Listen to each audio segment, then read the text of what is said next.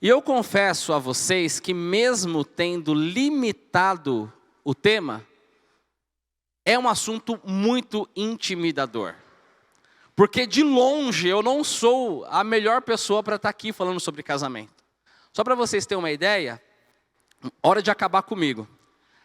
A gente estava na casa do nosso querido Tiago Moura. O pastor Tiago presenciou essa cena. E aí, a gente estava falando sobre os temas do Esquenta John Knox, né? O Davi falou sobre culto no lar. O professor Tiago falou sobre criação de filhos. E a minha digníssima esposa pergunta: quem vai falar sobre casamento? E eu, na minha inocência, falei: eu. A reação dela: você? Ah lá, chegou. Eu tive que contar, amor, essa. Então, de longe, não me sinto a pessoa mais preparada. O Afonso poderia estar dando essa aula sobre casamento. Não eu. Não tenho a experiência, a bagagem suficiente sobre o assunto. Tenho seríssimas limitações como marido dentro de casa. E a minha esposa sabe muito bem disso. Mas eu creio que na conclusão dessa breve aula, vocês vão entender por que eu aceitei o desafio Activia. O desafio de falar para vocês a respeito desse assunto. E o texto para nossa reflexão é um texto que vocês já estão acostumados, mas não é um texto muito legal do ponto de vista da modernidade. É um texto que cutuca a nossa ferida. Quero que você abra sua Bíblia na carta do apóstolo Paulo aos Efésios, capítulo 5. É um texto que dá bastante discussão e eu gosto de polêmica. Gosto, amo. E hoje o texto vai ser polêmico. E olha, gente, mulheres, principalmente, homens também, que têm uma linha um pouco mais progressista, teologicamente falando, eu peço para que vocês tenham paciência até o final da nossa conversa, ok? Tenham paciência porque é o seguinte: talvez vocês não gostem muito daquilo que eu vou comentar na breve exposição desse texto. Mas aguente firme até o final, porque eu acredito que no final das contas vocês vão concordar comigo. Se você não concordar comigo, amém. O que eu peço para você, pague um café para mim, para que a gente possa conversar pessoalmente a respeito do assunto. Pode ser no Franz, pode ser no Copacabana, você que escolhe. O texto então é Efésios capítulo 5. Nós vamos ler os versos 22, 23, 24 e 25, ok? Diz assim: esposas, que cada uma de vocês se sujeite a seu próprio marido como ao Senhor, porque o marido é o cabeça da esposa. Como também Cristo é o cabeça da igreja, sendo Ele próprio o Salvador do corpo. Como, porém, a igreja está sujeita a Cristo, essa é a lógica. Assim como a igreja está sujeita a Cristo, assim também a esposa se sujeite em tudo ao seu próprio marido. Maridos, que cada um de vocês ame a sua esposa, como também Cristo amou a igreja e se entregou por ela. Tem uma vírgula aqui, mas nós vamos parar aqui nessa parte. Vamos transformar essa vírgula aqui num ponto final. Até aqui, então, será a nossa leitura. Bom, o que está acontecendo aqui? Quando a gente lida com a carta de Paulo aos Efésios, a gente repara que no primeiro capítulo, Paulo está falando daquilo que o Evangelho fez à nossa vida. O Evangelho nos colocou nas regiões celestiais com Cristo. Em outras palavras, nós temos uma nova vida em Cristo. Legal. Aí Paulo avança, no capítulo 2, lá para metade do capítulo 2, Paulo nos ensina que, porque nós temos uma nova vida, nós não vivemos mais individualmente, mas nós vivemos em prol do outro. Nós somos um corpo, nós somos uma família. Então, no capítulo 4, pulando no capítulo 3, Paulo fala desses relacionamentos que acontecem no ambiente da igreja. Entenderam aqui a lógica? Nova vida em Cristo. Porque tenho uma nova vida em Cristo, agora eu vivo coletivamente, eu vivo numa comunidade, vivo na igreja. E aí no capítulo 4, Paulo fala a respeito dos relacionamentos que acontecem dentro da igreja. E aí quando chega no capítulo 5, na metade do capítulo 5, Paulo vai afunilar o tema relacionamentos para os relacionamentos que acontecem dentro da casa. E aí Paulo fala sobre maridos e esposas, fala sobre pais e filhos, e depois no capítulo 6 já é pais e filhos, e continuando o capítulo 6 fala sobre patrões e empregados domésticos, ou seja, são relacionamentos que acontecem dentro do lar. Mas, olhando para esse panorama de Efésios, e principalmente nos capítulos 5 e 6, em que Paulo fala desses relacionamentos que acontecem dentro do lar, antes da gente tratar exatamente do que nós acabamos de ler, eu quero que você preste atenção em duas coisas. Próximo slide, fazendo um favor. Duas coisas da estrutura de Efésios. Primeiro, preste atenção na estrutura do texto. Quando Paulo fala a respeito dos relacionamentos que acontecem dentro de um lar, Paulo traz aqui uma ordem de prioridades. Primeiro, ele fala do relacionamento entre homem e mulher, certo? Depois dos filhos e depois o trabalho. E por que eu estou falando isso? Porque a gente consegue perceber com muita facilidade algo que é horrível no casamento, é quando o marido ou a mulher coloca o trabalho acima da família, não é? A gente identifica isso com facilidade. Mas nem sempre a gente identifica uma inversão de valores com relação a marido e mulher e filhos. Principalmente para as mamães e para os pais também, né? Principalmente não, esquece isso que eu falei. Mas tanto para homem quanto para mulher, é muito mais fácil colocar os filhos como prioridade no relacionamento. Mas se a gente entende aqui a ordem que Paulo coloca na estrutura do texto, primeiro vem marido e mulher. O relacionamento entre marido e mulher precisa estar muito bem firmado. E aí, num segundo plano, vem filhos. Então, o tempo, a atenção que nós devemos dar ao cônjuge, na estrutura do texto, tem prioridade sobre a atenção quanto aos filhos. Em nome de Jesus, não estou dizendo que os filhos devem ser abandonados e deixados de lado. Não, todos merecem muita atenção. Mas o que eu estou dizendo aqui é que há uma prioridade que o texto destaca, ok? Deu para entender? Marido e mulher, depois filhos e depois vem o trabalho. Então, essa é a primeira atenção que eu gostaria que você tivesse no texto, pelo menos na carta aos Efésios.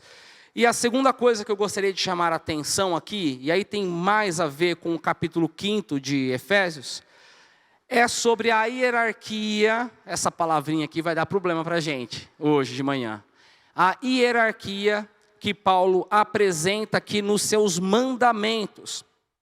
Olha, a Bíblia deixa muito claro para a gente que em Cristo não há diferença de valores entre as pessoas. Deus não faz acepção de pessoas. O que significa isso?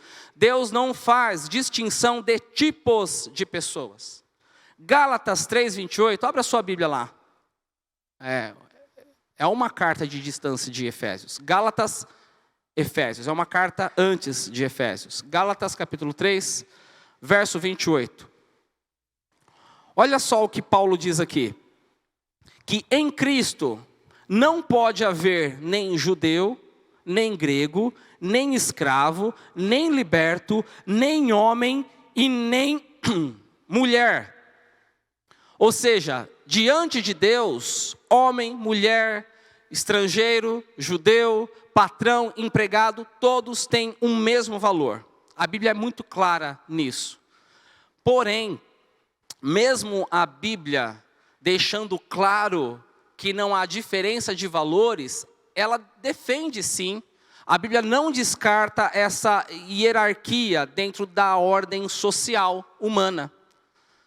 Por exemplo, dentro de uma igreja local, o presbítero tem autoridade sobre os demais. Concordam comigo? A presbítera Beth, Queen Elizabeth, tem autoridade sobre os demais. Tem autoridade sobre a minha esposa. porque ela é membro da igreja. Eu não sou membro da igreja, mas tem sobre mim também. Brincadeira, viu, gente? Mas isso não significa que os presbíteros têm mais valor do que os membros da igreja. Pensando numa casa, a mãe tem autoridade sobre o filho, não tem? Sobre o filho e sobre a filha. Não significa que a mãe tem mais valor do que o filho.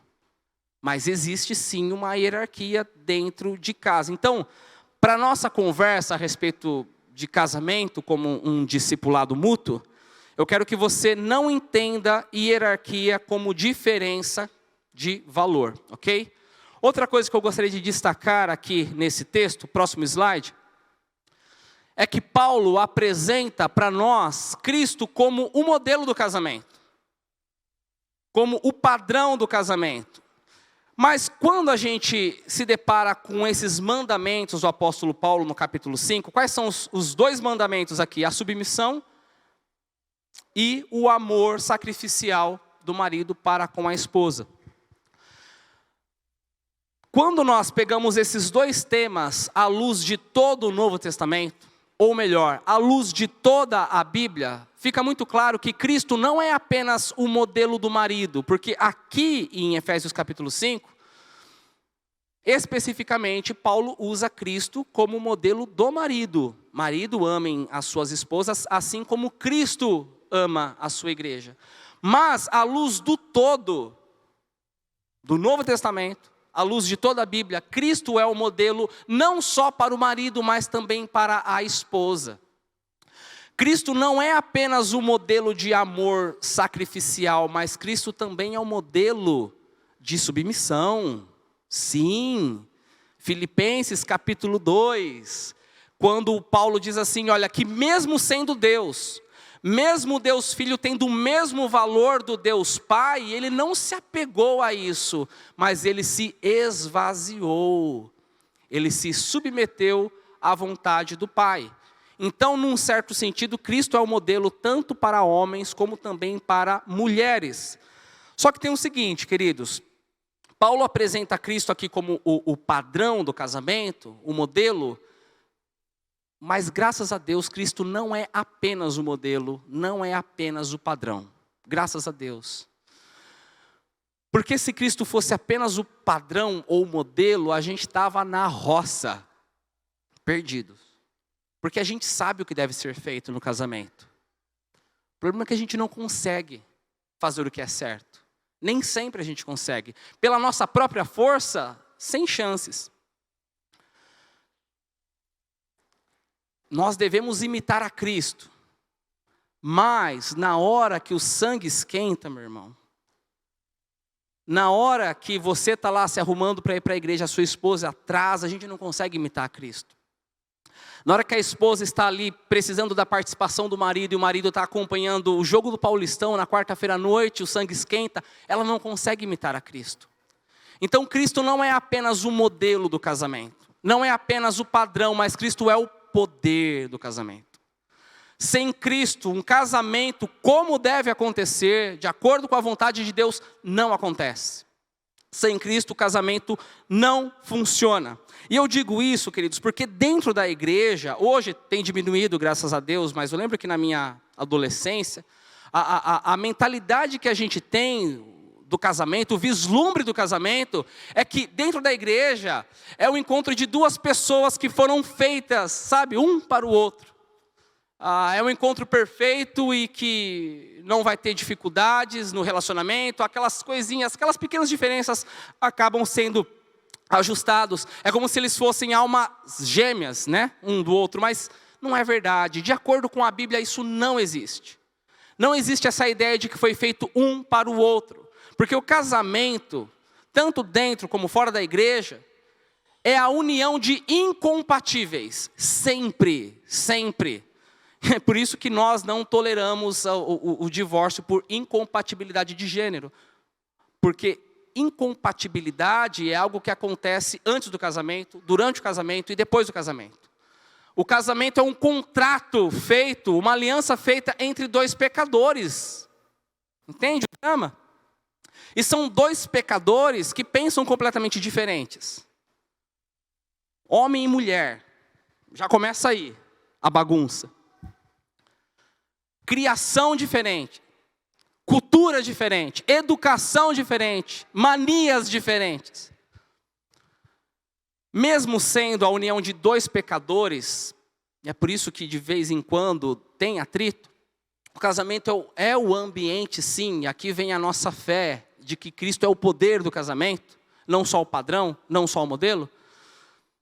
É o ambiente onde o Espírito Santo trabalha no homem e na mulher para que eles possam glorificar a Cristo mesmo nas suas diferenças. E nesse processo de santificação do homem e da mulher, Deus especificou aqui duas responsabilidades, uma para cada um. E agora sim a gente vai para o texto que nós lemos. A primeira responsabilidade aqui, o primeiro mandamento, próximo slide, é para as esposas. Aguente firme aí, viu, minhas irmãs? Mulheres, esposas, que cada uma de vocês se sujeite ao seu próprio marido como ao Senhor. Irmãos, a submissão é um assunto muito espinhoso nos nossos dias. É um assunto muito delicado. Mas, creio eu, que não é complicado porque é difícil de entender. É complicado porque é difícil de engolir. É difícil de aceitar. E é por isso que os liberais, os teólogos liberais, os progressistas, eles batem no apóstolo Paulo, dizendo que Paulo simplesmente refletiu a cultura machista da sua época. E, gente, eu não concordo com isso mesmo. Paulo não está refletindo a cultura machista daquela época. Sabia? Não está mesmo. Quando a gente olha para a história do cristianismo no primeiro século, o cristianismo bateu de frente contra a tradição judaica e contra a cultura greco-romana. A gente não tem tempo para destrinchar o assunto aqui, mas basicamente, Jesus foi um choque de realidade para os fariseus e saduceus, porque ele conversava com mulheres. E algumas mulheres auxiliavam o ministério de Jesus. Jesus foi contra a sua própria cultura dentro de Israel. E fora de Israel, Paulo também foi um soco na cara da cultura greco-romana. Porque na cultura greco-romana a mulher era reconhecida praticamente como escrava. E na grande maioria como escrava sexual. Aí o apóstolo Paulo, primeiro, coloca algumas mulheres como auxiliadoras no seu ministério. Evódia, Sintique, na carta dos Filipenses. Paulo destaca Priscila, e quando menciona o casal, sempre coloca Priscila antes de citar o marido, Priscila e Áquila. Paulo tinha Febe, também como companheira de ministério, diz que elas eram cooperadoras do ministério apostólico de Paulo. E aí quando a gente vai para a carta de Paulo aos Gálatas, o que ele disse? Homem e mulher são iguais diante do Senhor. É um choque de realidade. Por isso que eu não acredito que Paulo aqui está refletindo a cultura machista da sua época. Paulo está escrevendo sob a autoridade de Deus. Alguns, é muito interessante isso, insistem no seguinte. Olha, a submissão da mulher para com o marido é para aquela época, é para o primeiro século. Legal. Mas o que eu faço com o mandamento que vem em seguida?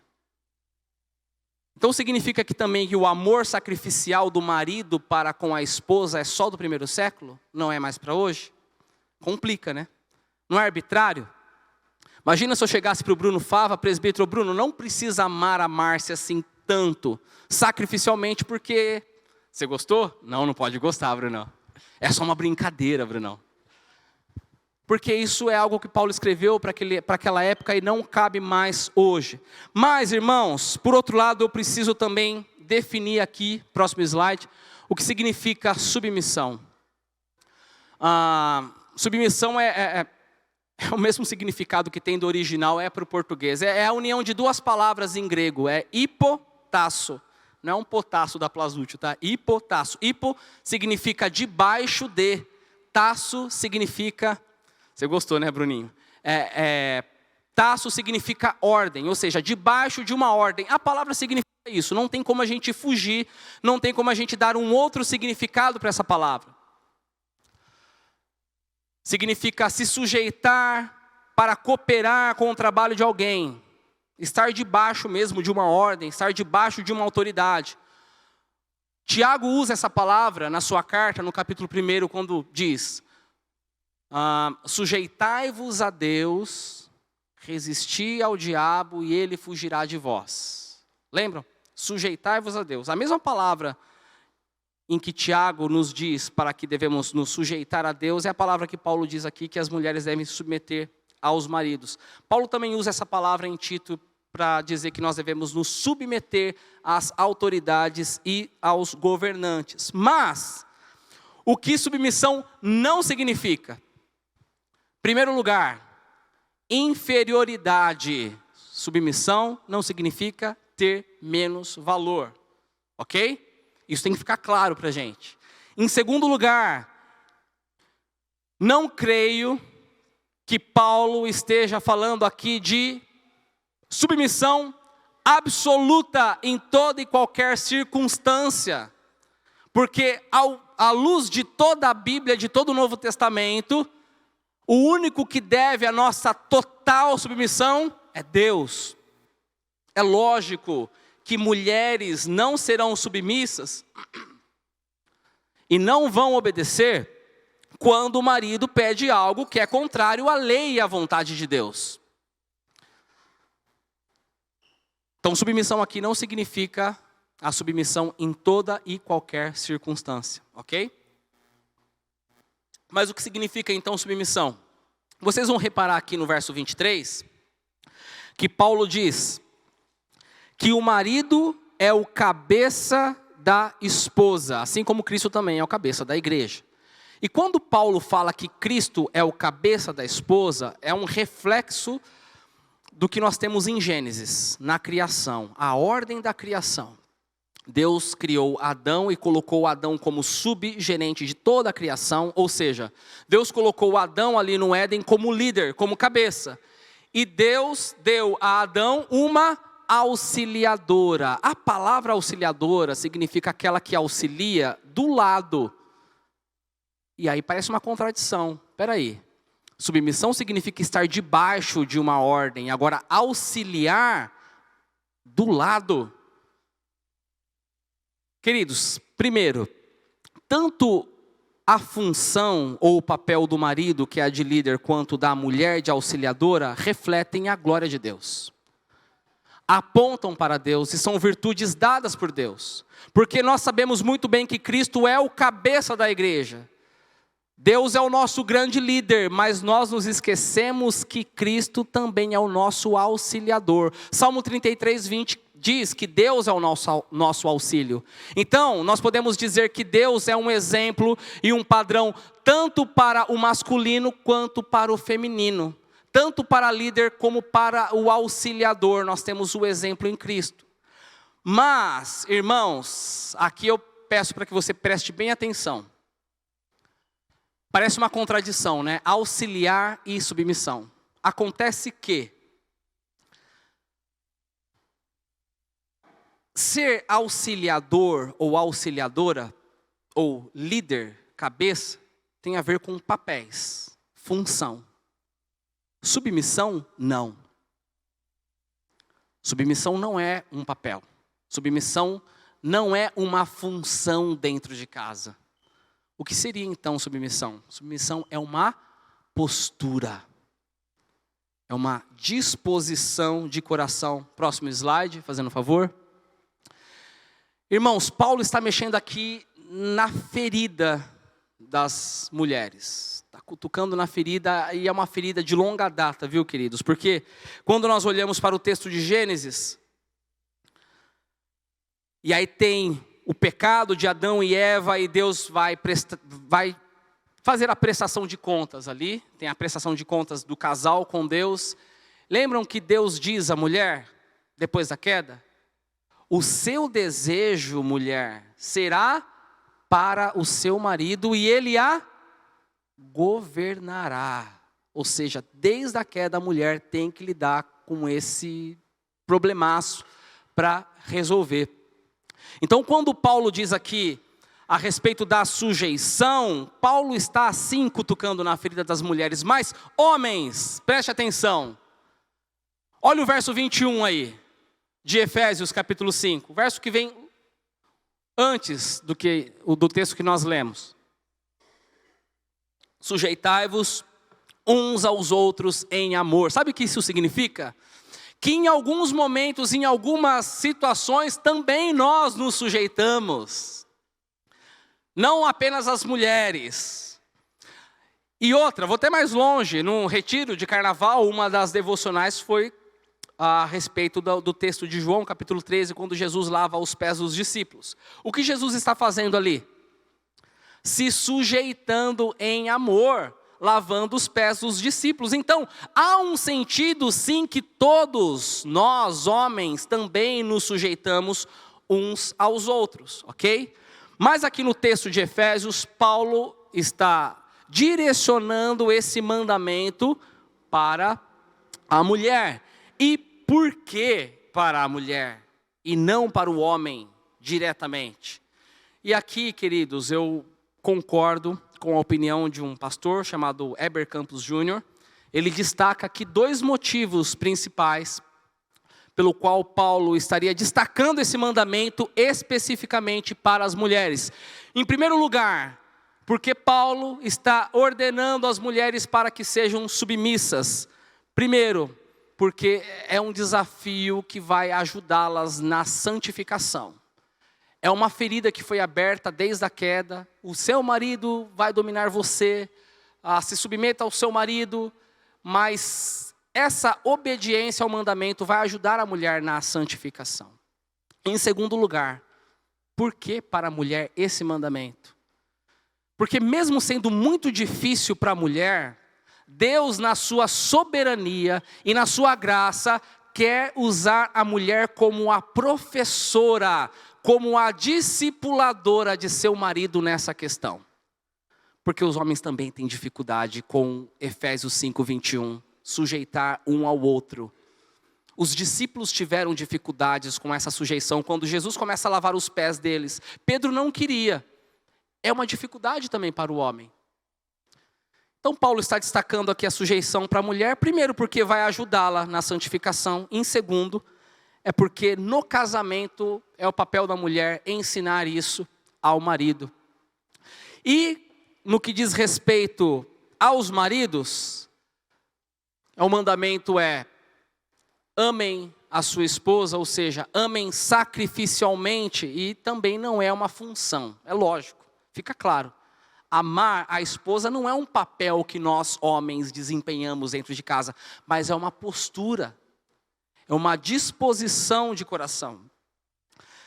Quando Paulo diz ao marido que ele deve amar a sua esposa, não exclui a ideia de que a esposa também deve amar o seu marido.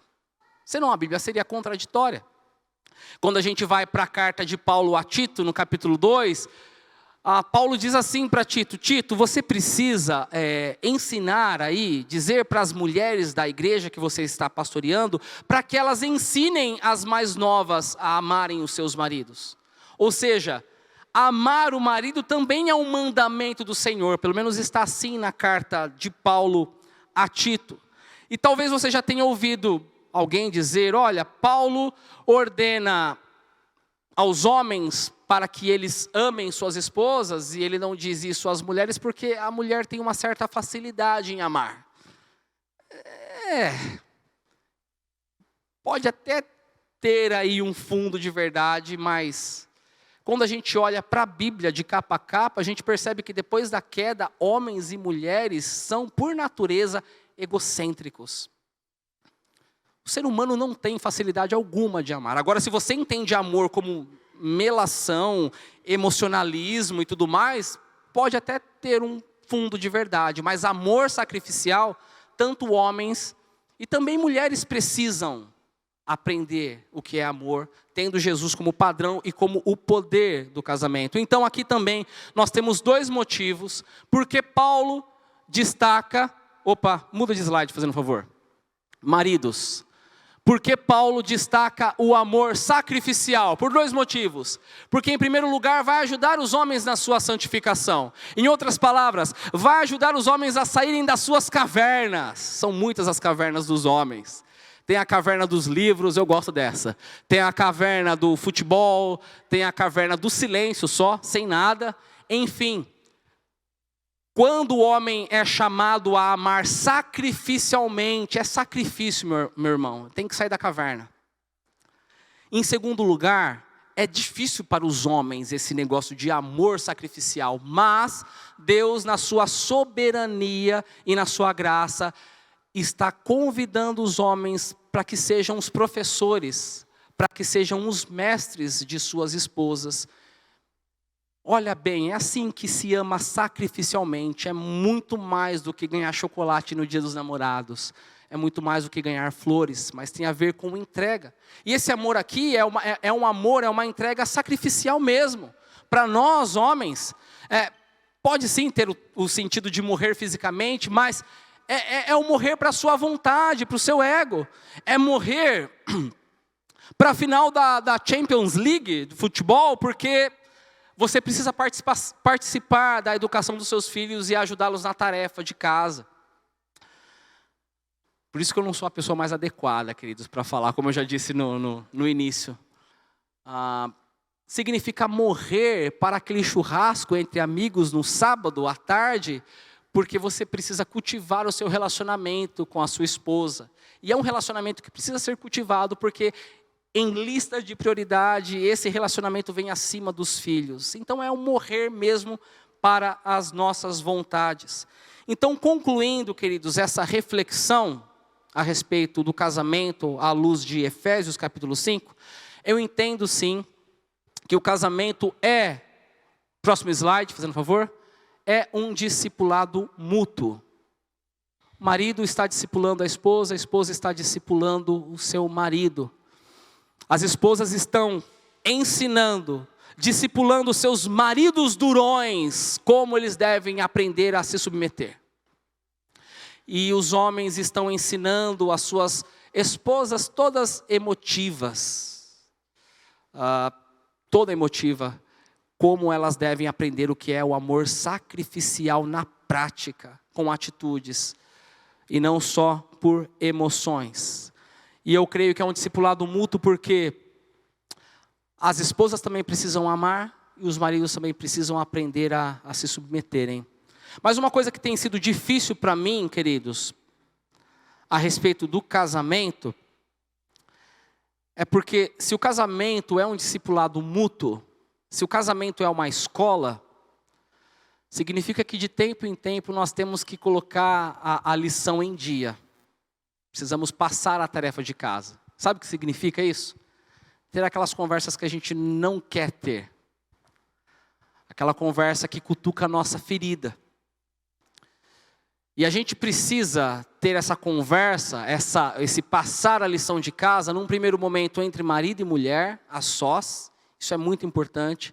E também tem um outro estágio, e esse, ultimamente, eu tenho encontrado maior dificuldade, abrindo meu coração com os irmãos, que é discutir a relação na presença de outros casais, ser acompanhado por outros casais. Que Deus me dê da sua graça e misericórdia para que eu consiga me abrir mais a isso.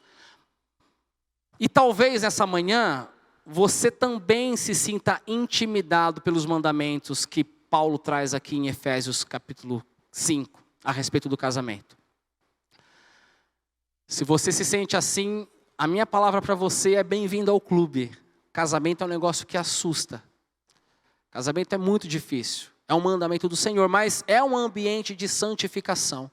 É um ambiente de discipulado. Mas a boa notícia para mim e para você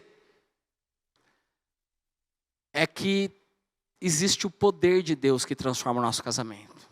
Existe a graça de Deus, porque se não fosse a graça de Deus no casamento, irmãos, porque é tanta burrada que a gente comete no casamento, é tanta palavra fora do lugar, é tanta atitude infantil, que se não for a graça do Senhor, não há o casamento de acordo com a vontade de Deus.